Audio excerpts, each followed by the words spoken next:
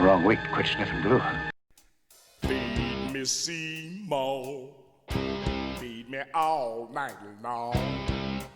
That's right, boy. Welcome back. It is the last week in October of 2019, and time to start a new project. Now that's always a fun time, but I went last weekend. I took a deep dive into the darkest recesses of the stash to pull out something to work on, and I've been feeling a lot of sameness lately. I went back and looked at the things that I've been making, and it's been a lot of, well, it was, ship, it was Starship, it was a little car, it was another ship, it was a lot of, same old, a lot of lighting, a lot of decals, stuff like that. And I wanted a break, I wanted to change, I wanted to switch it up. So I was looking specifically for a figure kit. I've got some figure kits in the stash, and I was thinking, I would like to do a figure kit, something that is colorful, something that is organic, because I've been doing a lot of regimented, like vehicles where, you have crisp lines and all that kind of stuff, and there's not really a lot of organic play in that. So I have it narrowed down to these two kits. Let me take you to the table. I'm down to these two kits, and I even came up with for a minute I thought I would do both of them, and I even came up with a clever name. I was going to call it Jack and the Beanstalk, and do a Jack and the Beanstalk build. But when I opened them up, I realized, these things are a lot more complicated than I thought from initial first blush, and I really don't want to rush either one of them. I think either one of them is deserving its own showcase. So I have decided that the winner is going to be Audrey 2. No offense to Jack, but it is still one of those cases where realistic flesh tones are not my forte, and it's not what I felt like doing today. I felt like doing this Audrey 2 build. Now this is something I bought at Wonderfest eons ago and have had sitting in a box. And every year I go back, and the guy who makes this kit, I didn't see it in the last couple of years. I think he may have stopped producing the large one. He still had the smaller Audrey 2s, which are cute, but not exactly what my likeness for this kit is. I like this mid-stage Audrey. This is not the huge, 15-foot tall Audrey, and it's not the little, baby Audrey. It's in the middle. And I've had this thing sitting on the porch forever. Just a plain old potter's terracotta pot. That is the right size for this kit. So I figured maybe now is the time. It's getting towards Halloween. It's a monsterish kit. It's got lots of colors. It's got every color in the rainbow in it. And it's organic. And I don't have to worry about decals or lighting or any of that kind of stuff. But I'll tell you, it is a monster in more ways than one. It's heavy. It's resin. When I get it done, it's probably going to be, well, this box here, lifting it up, it's about maybe 10 pounds. Maybe 7 pounds. And by the time you pack this base with some, some sort of clay or plaster or something, because you have to counterweight it. Sorry, that was a big cough that you didn't need to hear. By the time you get done with all this, it's going to be a heavy deal. So it may not be something I could put up on a shelf. I may have to put it on the top of a cabinet and be done with it. But it's going to take a lot of pinning and a lot of sculpting, a lot of epoxy sculpt to kind of fill in some gaps in leaves and things like that. All the fun stuff that I've really been looking forward to doing. And a little bit of craft work, because I'm going to have to pour some potting soil in around the bottom here to make a nice, mulch it off, make it a nice display. But this, like I said, this is every color under the sun. So the first thing I need to do is pull out the parts and do some cleanup on them. And that's where we're going to be at today. It's got a multitudinous arms, and then it's got leaves and these heavy bits here. Between the bottom jaw and the top, these are probably the two heaviest pieces.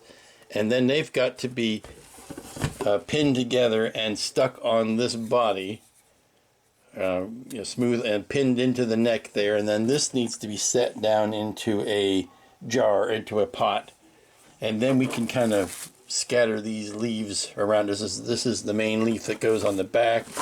There's like 2 on either side. I've been looking up some references online for folks that have done this. I swear I had pictures taken of it, of the build that was at Wonderfest, and I cannot find those pictures. I will continue to look. I only have about 1 million places where I squirrel away pictures, just to keep them safe. And then we have the arms. So let's move Jack off the table. And sorry for that incorrect turn of phrase there. Sorry about that. We're going to remove Jack from the table, and maybe he will be the next one in line. But for now, we are going to start on this mean green mother from outer space. Okay, well, the first thing we need to do is get these parts cleaned up, and I think I'm going to take advantage of the stellar weather outside. We get to this time of year, you get less and less reliably good days.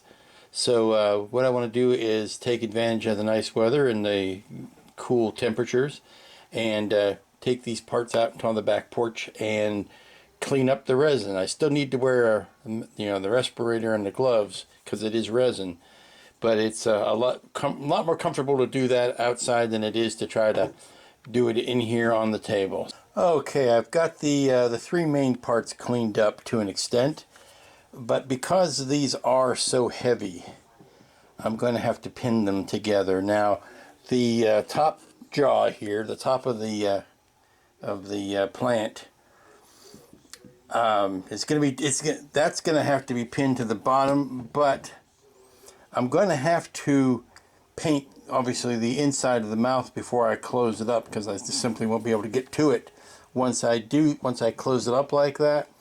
So what I want to do is put pins in here so that I can slide that off and on while I'm painting it, and then once it's painted, I can attach it permanently and kind of sculpt in around that.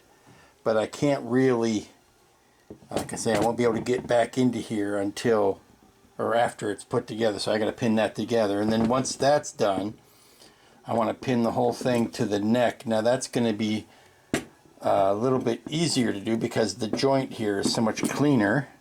This gets joined on like this, and I can go ahead and do that now while I'm painting. I don't need to, because I can get a brush in and around the bottom of the neck and all that, so I'm not really worried about accessibility. But because of the whole head is sitting on that joint, I definitely want pins sunk in through there and into the neck to, into the top of the neck to reinforce that bond. And then I'm going to put as much epoxy, probably JB Weld and regular epoxy on this, as much as humanly allowable to strengthen that joint, but having pins in it is also going to help.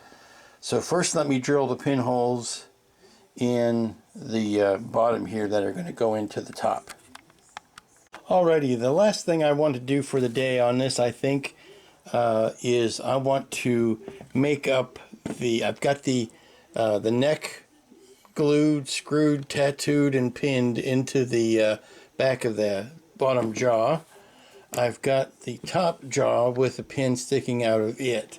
Now what I need to do is, you'll notice when these two pieces go together, there are rather noticeable gaps, and that's to be expected. Even though there are a cluster of leaves coming over the back that completely hide this joint, I want this to have as much gluing surface as possible. So what I'm going to do is pack some epoxy sculpt around here and smash the two things together and kind of sculpt that joint. Now what's going to keep that from sticking together completely is I am going to wrap the top part of this bottom jaw with some saran wrap. And then when I put the epoxy sculpt into it and smash it down, I can get it formed to the area that I want, and then pull it all off, and it'll stick to this plastic wrap, and not to the bottom of the bottom jaw. And then I can let that cure and then peel the plastic wrap off, and it will. It's not going to be a completely 100% gap-free existence, but it's going to be closer, and closer is all I really need, because like I say, there are leaves like this, that, well, smaller ones really, that will cover that back joint, so you won't see it anyway, but I want the extra added stability. I've let the epoxy sculpt cure for a good long time, and I'm ready to peel these two pieces apart. I actually could have left the camera rolling for that, because it took no time at all. It took seconds. Take that apart. See, completely clean here, and you can see where the epoxy sculpt is smashed up against the saran wrap, which I can now pull that apart, which will allow the epoxy sculpt to dry a lot quicker, since it's not being trapped under the, but there you go. See, that makes it a perfect impression against that, and I can sculpt the outside and blend it in a little bit better, but now I have all of that wonderful mating surface to put epoxy on when it comes time to join these two halves together. Good morning, welcome back to Mushniks. Flush on the success of yesterday's project of fitting the top jaw to the bottom jaw. I've gone around and done the three major leaves. There is a huge leaf that comes out the back that basically I did the same thing with. I positioned it in place and stuffed epoxy sculpt up behind it, put the paper around, because this terracotta pot is very porous, as terracotta is wont to be. It's very porous, so that the epoxy sculpt sticks to it like nobody's business. So putting a piece of the saran wrap in place and then kind of pushing this into place gave me the shape of the inside of the pot, and that will give me something to epoxy that to when time comes. Yeah, I got all the parts sanded yesterday. The other thing I want to do today, once these things have kind of dried, is start the, oh, you can see where I've sculpted in some epoxy sculpt around the neck here, even though 98% of it is not going to be seen. I do want to start setting up, you know, the crown that's on the back. There is a like a star of leaves that support the, or cover the joint back here. This is the most prominent one. This is the one that goes up over the forehead, and then the smaller ones kind of fill in. I don't know if I want to use too many of like the fake leaves you get at Michael's. I don't know if I want to introduce the fake leaves. I might get some ground mulch and some, you know, sprigs here and there, but I don't know if I want to mix medium like that. Alrighty, we're out here in the dining room working on the pot for Audrey, and I went to the Home Depot and I picked up a can of this, which Durham's Rock Hard Water Putty. It basically was the cheapest putty I could find, or cheapest plaster I could find, because I really don't want to sink a lot of money into this. All I'm really doing is filling up the bottom of this so that it's weighed down, and I don't, and when I plant Audrey in here, literally, it won't, well, it's like I said, it's the cheapest fill I could find so that I can sit it about that high, and then I will put the more expensive epoxy sculpt around the top of it. But it looks like I could have stood to buy another can. I thought I was getting enough here, but that's, like I say, it's less than $2, so I'll go out and get some more. But I like the label on that. It looks like you'd find in an old-time apothecary. It comes in a tin can and all that. But it was just a powder you mixed up with water. And we're going to let this, I think before I run out and get another one, I'm going to let this dry for a few hours and see if it's really, how long it's going to take to set up, because I don't want to repeat the mistake I've done with the glue I did in the Horizon, where I didn't let the one layer of window cement dry before I put in the next one. So we're going to let this dry trying to clean off the inside of the pot because I don't want to get all that stuff all over it. I may wipe that down, but as porous and as water absorbent as these terracotta pots are, it's obviously drying around the edges thicker or quicker than it does in the center.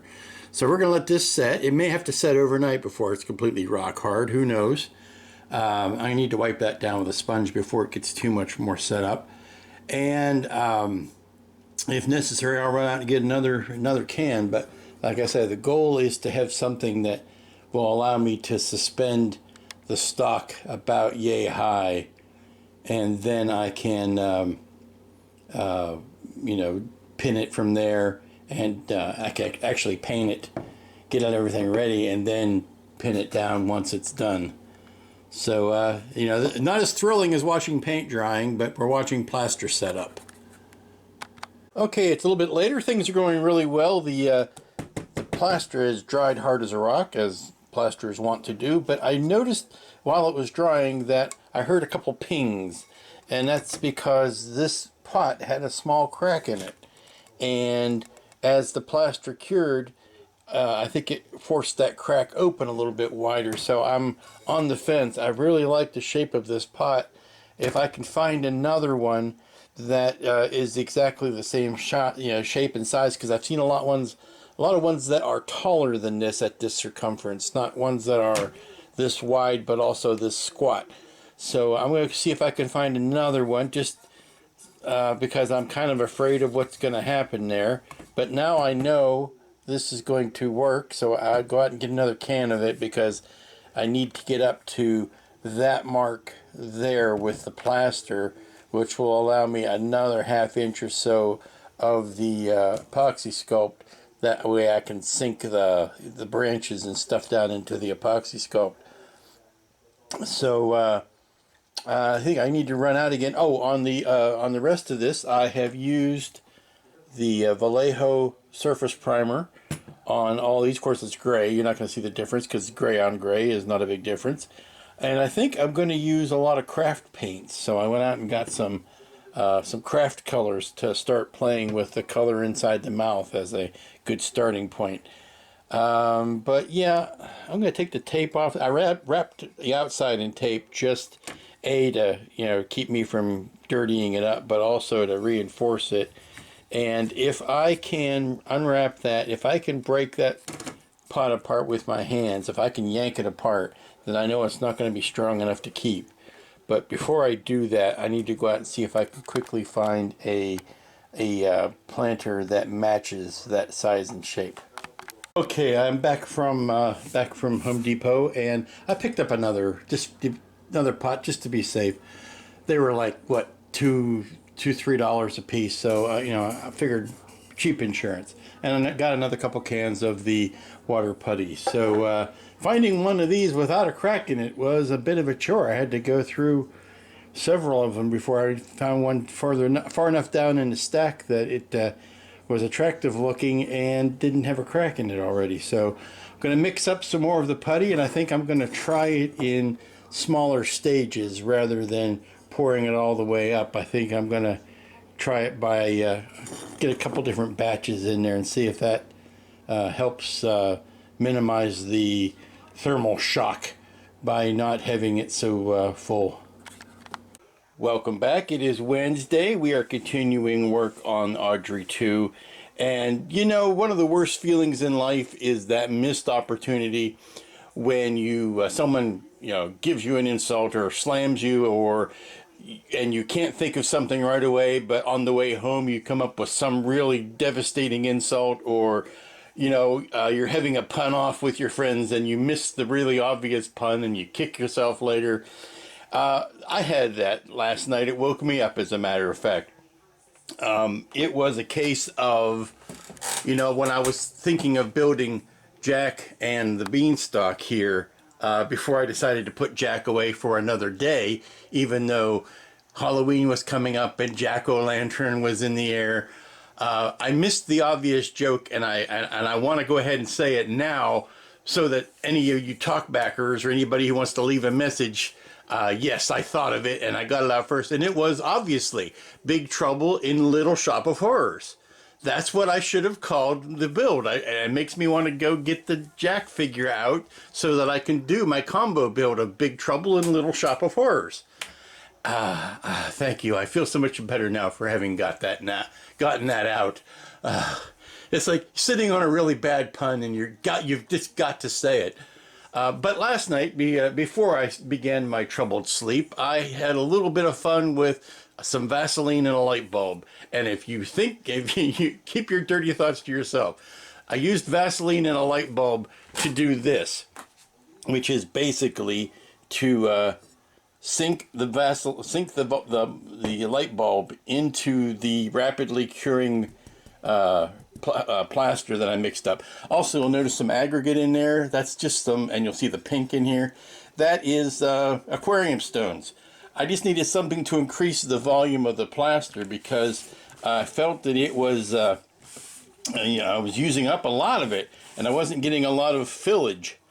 So I used it as aggregate to thicken it up some. But I remembered an idea that I had seen Steve Neal do as far as when he's making molds, and that he would coat half of it, a sculpture with Vaseline so that the molding material will not stick to it. And I'm thinking, well, the bottom of this, the bottom of the Audrey, now I have sanded off that little spiky nub that was on there, but the bottom of this Audrey is rounded, and I need to make a pocket, a rounded pocket for it to sit into, because I didn't necessarily want to cut that off square or flat. So I thought, hey, I'll take a light bulb, smear some Vaseline, an old burnt out light bulb, smear some Vaseline on it, and I pushed it down into the plaster, and I got this nice little concave crater here. And what that allows me to do is sit, and I can kind of adjust the angle and play with it to see the angle that I really want to keep him at. And then I can do that with some rapidly drying epoxy, and then as that epoxy sets up, I can, kind of hold it. And then what will happen is I can pack some epoxy sculpt around the top of that as a top layer, because I still want to sink the tendrils and that kind of stuff into it. But that just gives me the ultimate kind of ball joint here that allows me to get the posability going. And if I balance the weight of this just right, it's a heavy little sucker. If I balance the weight of it just right, you can get an idea of what the final sculpture will look like. The final Audrey looks something like that. And then I can position my leaves, which I just put a base coat on this morning. This is just a base acrylic paint coat that I can use to, like I say, to cover the mass of it, and I'll go in and airbrush details and stuff into it. But that gives me the, I need to pull the camera back, it's so big.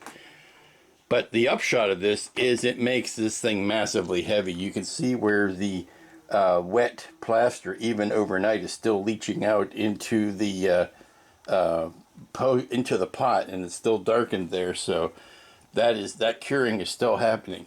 And then this morning I also took the little leaves that come randomly with the sculpture or with the parts, and I made the crown, which will go back here, something like that, and the whole thing falls over. I want to catch the whole thing before it falls over. But it goes something like that, just gives you a crown of leaves.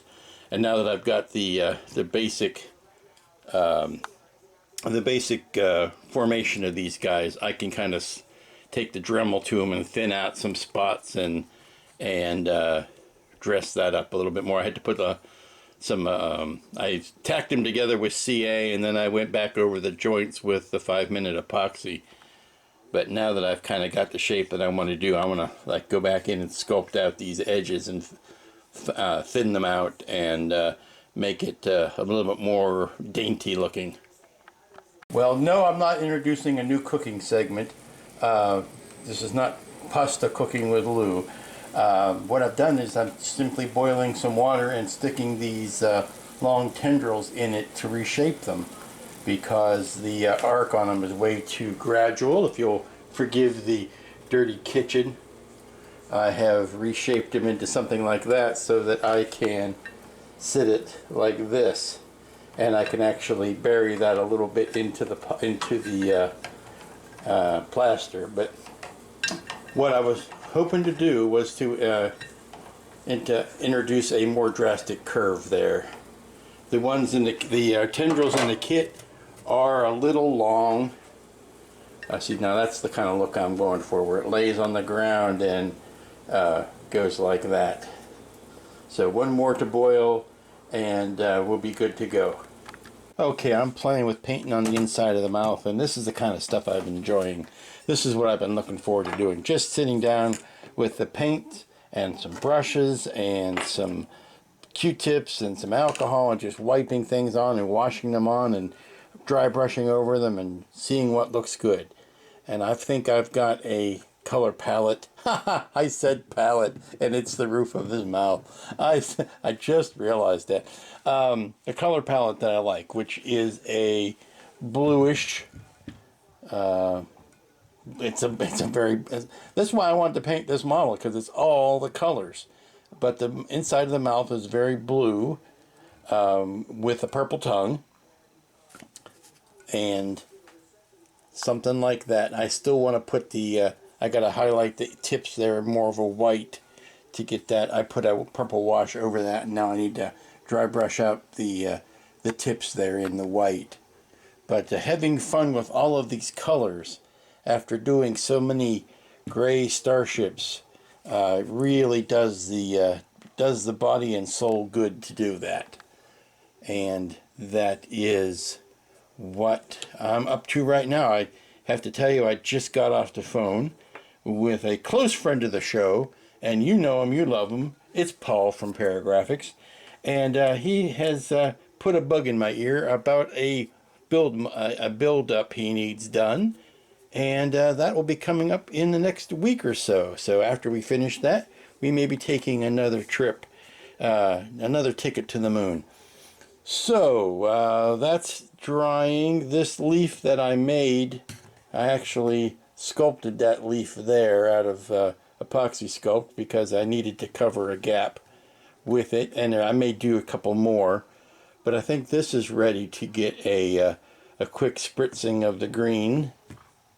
I went back, did another close watch of the movie in the particular scene that I'm doing, which is the Feed Me Seymour, is the song. That is the stage of growth that I am the most interested in. It's in the Feed Me. It's not when he can still carry him around in front of him, and it's not the really huge, what I call the grotesque version.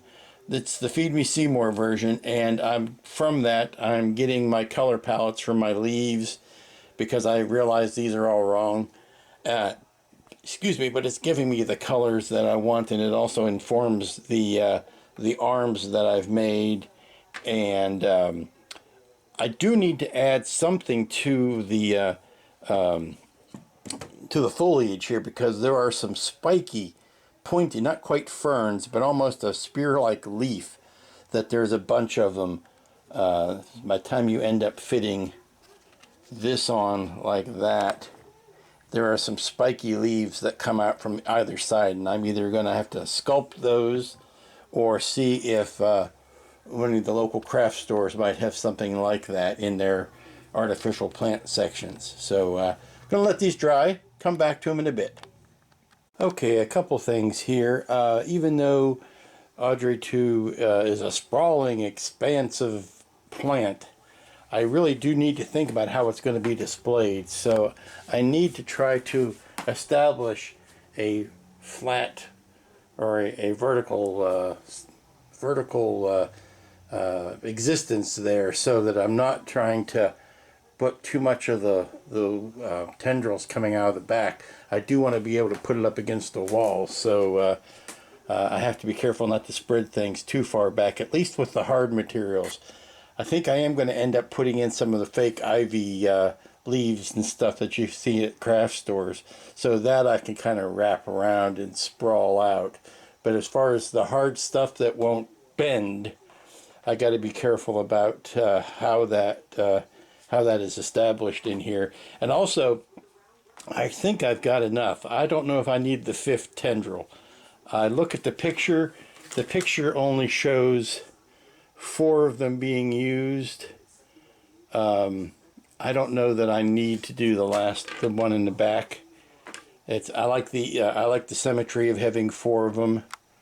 It gives me all of the posing that I really want to do. If this was much smaller, maybe I could put it there, and maybe what I need to do is cut. Yeah, I could probably cut this much off and just have it poking out straight there. I think that's what I'm going to end up doing. But the length of these is starting to bug me. And again, if I want to, with the bendable stuff, I can make the other foliage come out.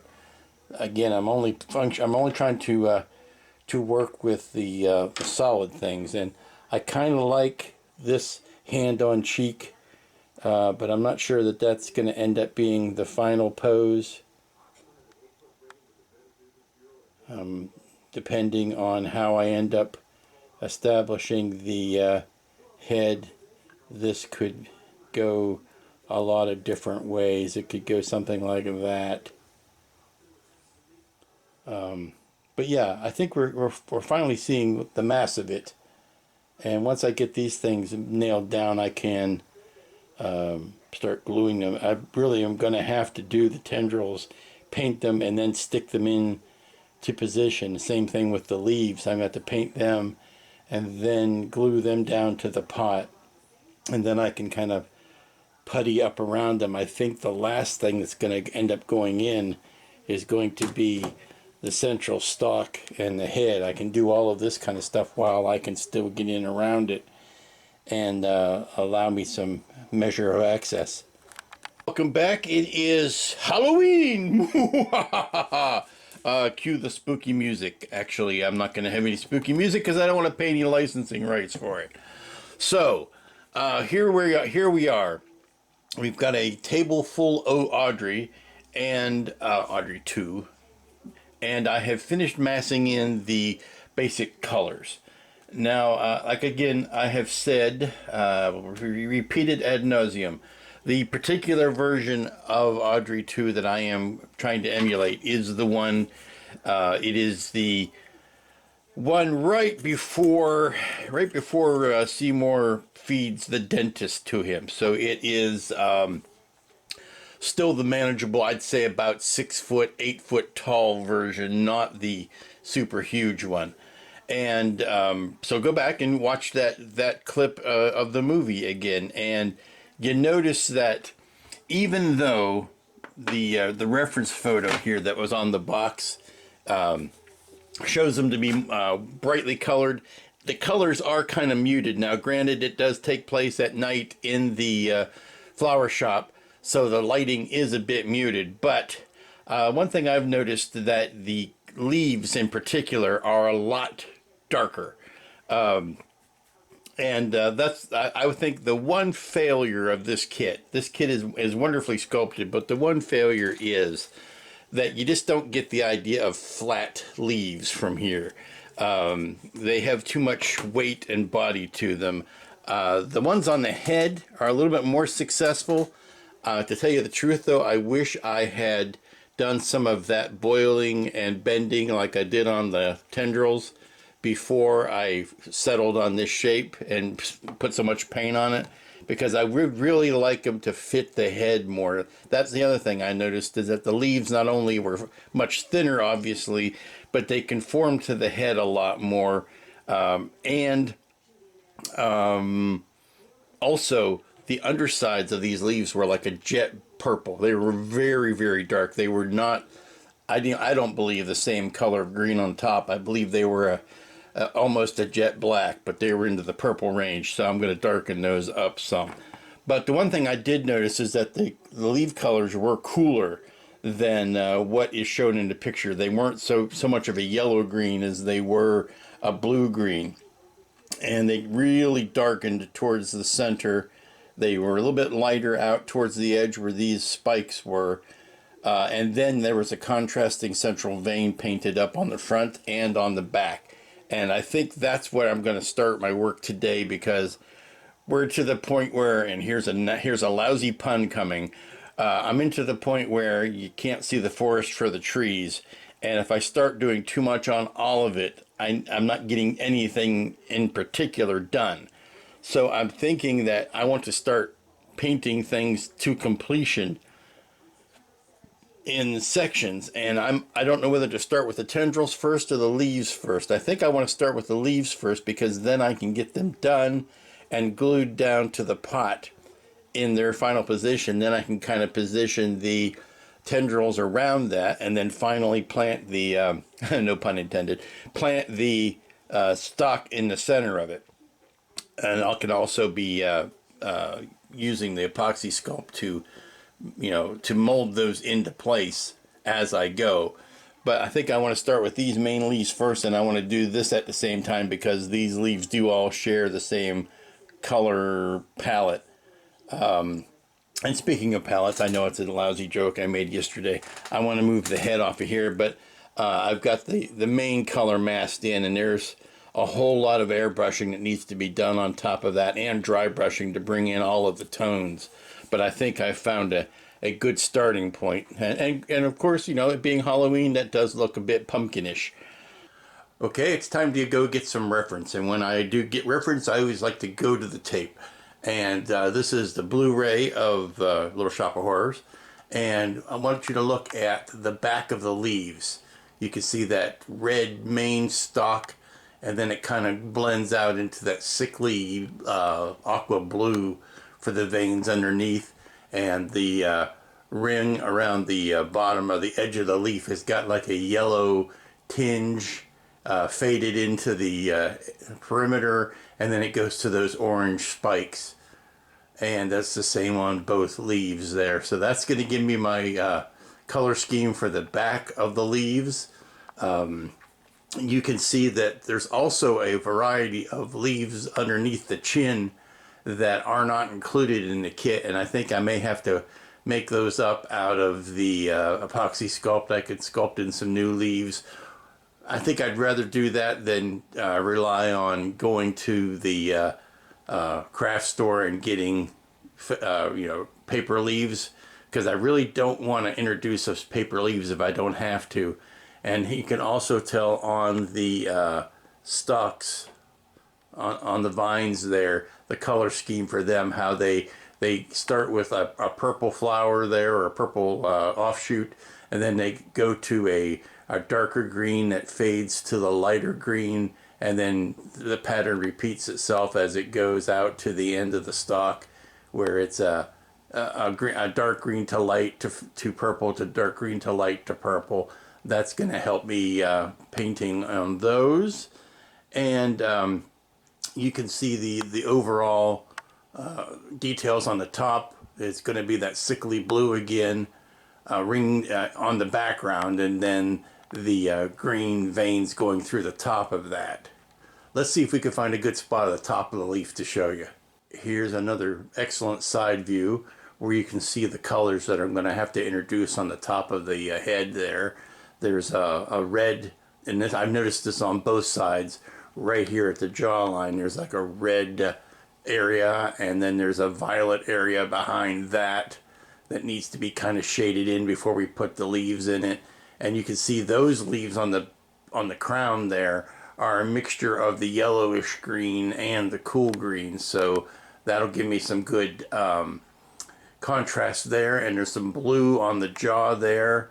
I mean, this thing's got every color in the book on it, so it's just a matter of I don't think I'm going to try to get an exact match, but if I can get something that looks thematically right, then I'm happy. Here you can see the back leaf, which is indicative of the front of all of the leaves, really, where it has the green towards the outer edge with the yellow, almost a yellow-green perimeter, and then yellow tips on those orange spikes.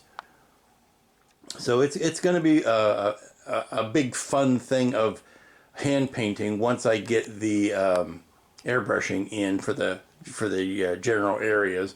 But there you can see some more of the underjaw leaves and vine work. And one last shot of the top of the leaf. You can see that pale blue center stalk going up to the tip there. Again, that's what I'll do is I'll put a flat color in there and then shade over top of it. But I think that gives me all I need to know about the color scheme for the leaves. Yes, the Seymour in the movie has more stalks, has more tendrils coming out than my kit does, and I'm happy with using the limited number that I've got. I don't think I need to go too nuts with it.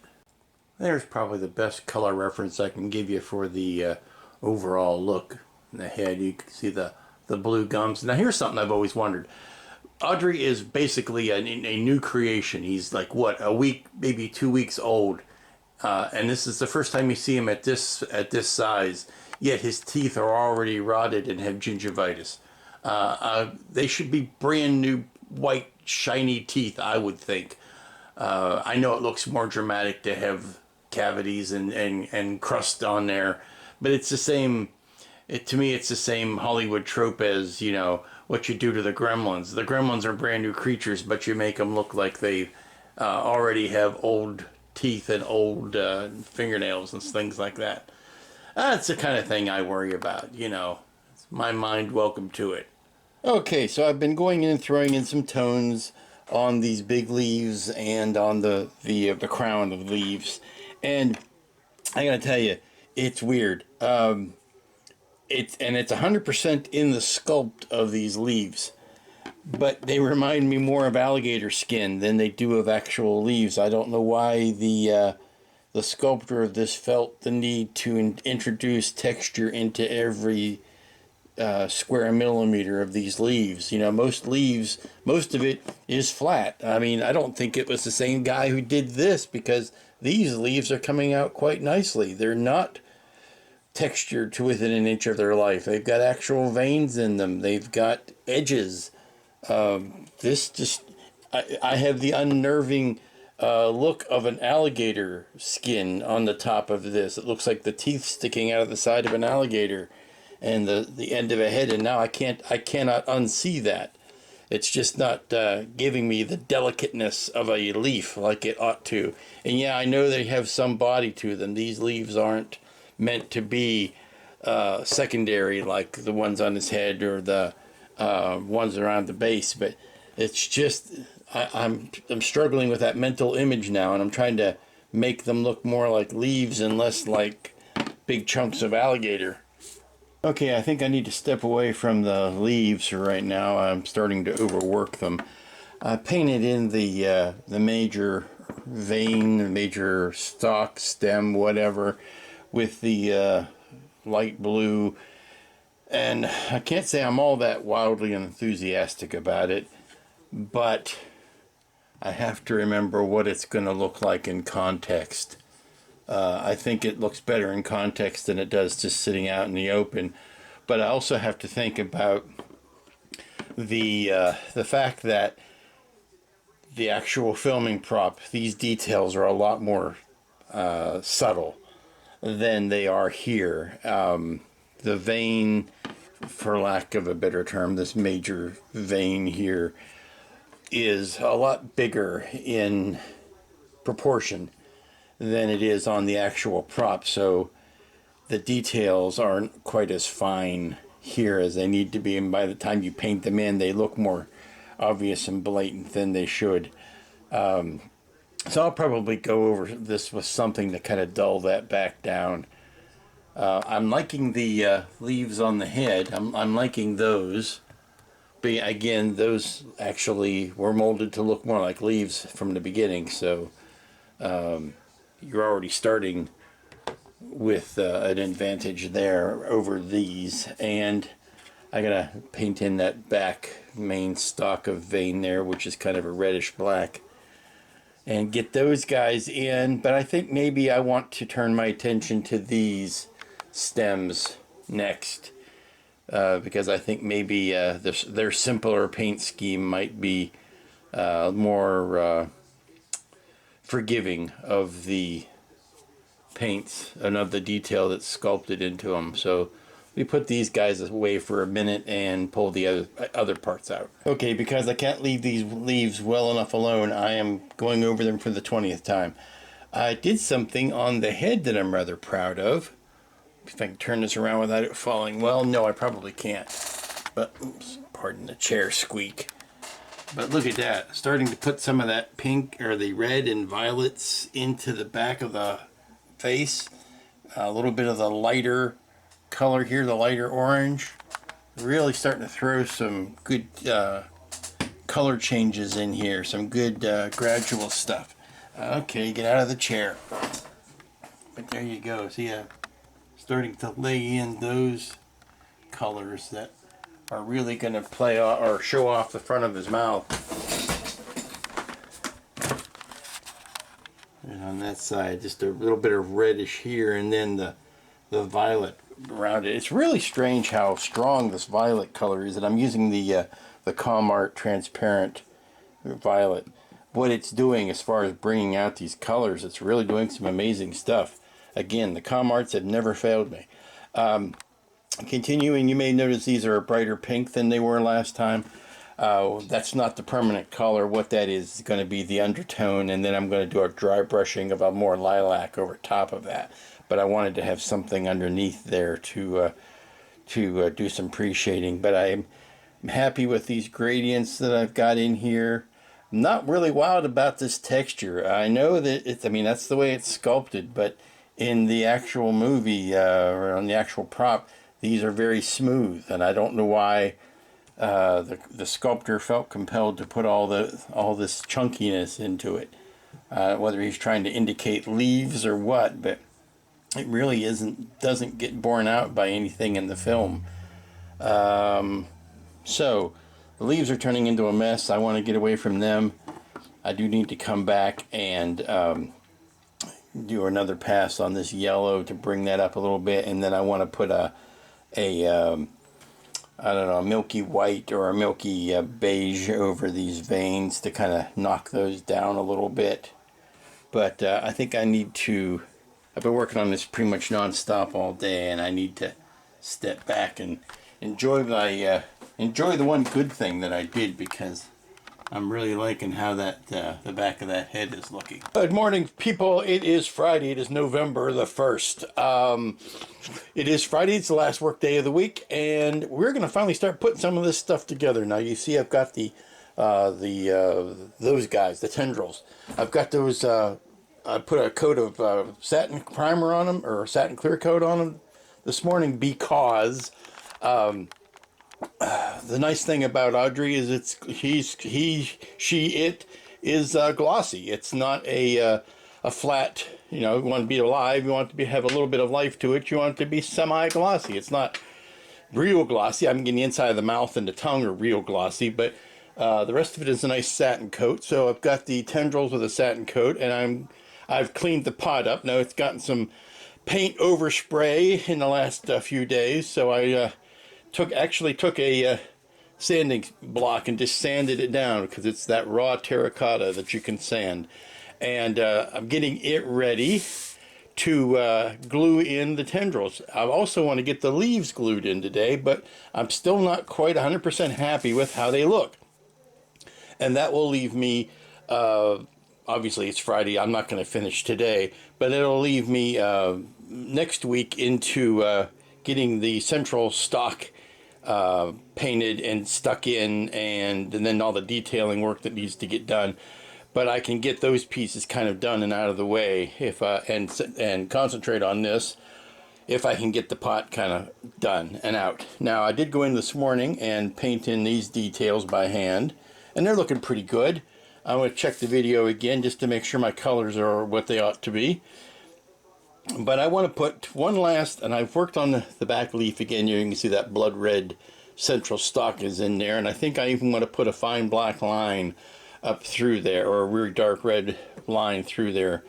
But it's this side that I'm not still quite happy with. So I need to reinforce the yellow around the outside edge, and I need to do the work on these spikes, because they're not that flat of a color.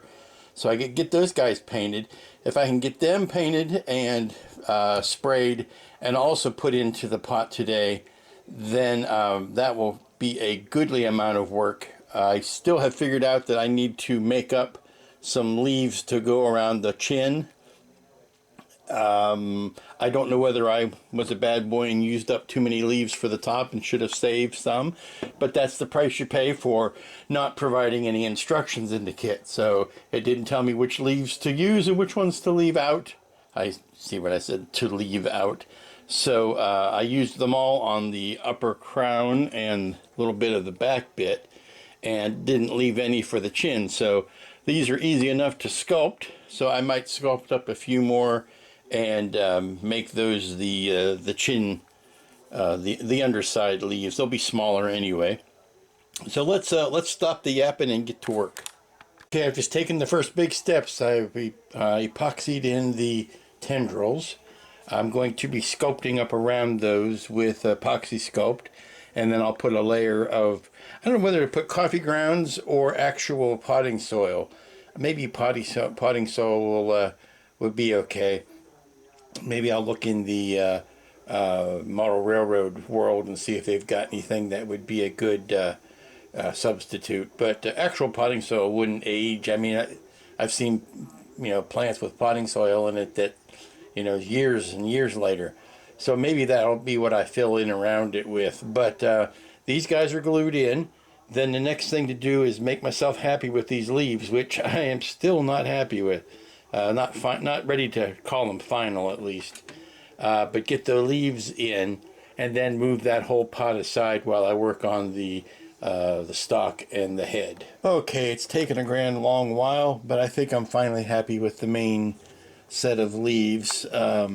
Muting the tops of them a bit and dulling them down, and then painting in the horns or the spikes around the edge. I think I've come up with a texture that I really like. So, gonna let that bit dry for a while. I like that those are glossy, and I may have to re-gloss those because everything here needs to get a satin coat before I attach it to the base, or to the vase. I'm sorry, not the base. The vase is the base. And I think I know that I want to keep the base, that flat terracotta, the vase, the vase, the pot. I want to keep my pot clean. I want to keep it the flat terracotta. So anything I do to gloss up the rest of Audrey has to be kept separate from that. So a quick satin coat on these guys after the horns here have dried, and then it will be ready to glue in. Okay, I feel like I'm beating my head against the wall here on these leaves. These three big leaves that I wish I could leave. Everything I do about painting, trying to paint in that central vein, is just turning to crap. And I think before I go to lunch, I'm going to paint them all completely over and start from scratch again. I just don't like everything that I'm doing. This is a simple look. This is what I'm trying to do, is to paint in those veins, and it's not coming out looking anywhere near as clean as that. It's just not. So we're going to start from scratch. I'm going to paint them over and go from there. Okay, so I've repainted the major vein, the major artery here in the fronts of the three leaves. Now the backs I've always been okay with, so I didn't feel the need to repaint those. Those are the same. But I did repaint this, kind of stripped out the number of colors because I think maybe I had too much going on. And now it's going to be time to go ahead and put a satin coat on this, so maybe I can finish up back on schedule for the week, which would be to have these, have the three leaves glued into the pot, or at least epoxied into the appropriate place. Get these guys in, something like that. Yeah, I gotta put, this glass is not working. This is why I keep a towel over this all the time, is because everything that falls over just makes too much noise. and it runs the risk of breaking one or the other things. Okay, we're coming up late on Friday afternoon, and I need to button up for the week. I'm looking at final positioning for the side leaves. The back leaf I'm happy with, but the side leaves, I kind of like this one up to the cheek. It might interfere with the leaves I'm going to put on the side of the head, but I do kind of like that. Okay, this is where we're going to leave it for this week. I've got the leaves. I did get back up to on schedule. I got the leaves glued in, epoxied in. I have not stuffed any epoxy sculpt around the base of them yet, but like I did in the back one, I got some of the epoxy putty put in there, and I want to do the same thing around these stems and the side leaves. But that much is done, and I think this is where we will see. I can pick it all up and nothing moves. This is where we will leave it for this week. And as the sun sets slowly in the west, that is where we end this week's first half of the Audrey 2. I certainly believe that I will finish it next week. Now, you know, the power of belief can sustain many things, but I think that at least on this, God willing, the hard part is over. All I've really got left is to finish up the painting on the head in the suite, and more importantly, the crown of leaves here. And I need to decide whether that is something that I want to keep, or do I want to redo this. I kind of like sitting it just like this. There are some leaves that need to go under his chin. There are the little pointy, spiky things that I was at Walmart today, and I think I could find something in the silk flower department that I can use for that.